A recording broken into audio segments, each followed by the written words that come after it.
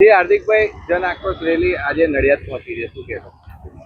ગુજરાત પ્રદેશ કોંગ્રેસ દ્વારા આયોજિત જન આક્રોશ યાત્રાના આ બીજા ચરણમાં ખેડા જિલ્લામાં આજે નડિયાદમાં જ્યારે પધારી રહી છે, ત્યારે ગુજરાતની સાથે સાથે મારા નડિયાદના લોકલ પ્રશ્નોનું પર નિરાકરણ થાય તે ખૂબ જરૂરી છે.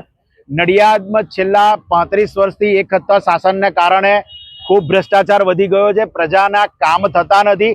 આજે જ્યારે નડિયાદ અને આણંદ બંને અલગ થયું, પરંતુ આજે મારું નડિયાદ આણંદ કરતા 100% પાછળ રહી ગયું છે.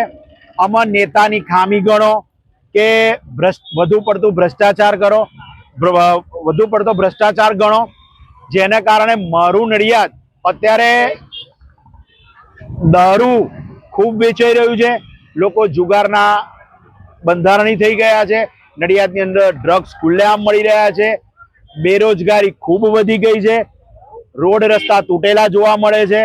દરેક વસ્તુમાં ભ્રષ્ટાચાર ભ્રષ્ટાચાર ભ્રષ્ટાચાર એટલો મોટો કીડો થઈ ગયો છે કે જે મારા નડિયાદને આગળ આવવા દેતું નથી.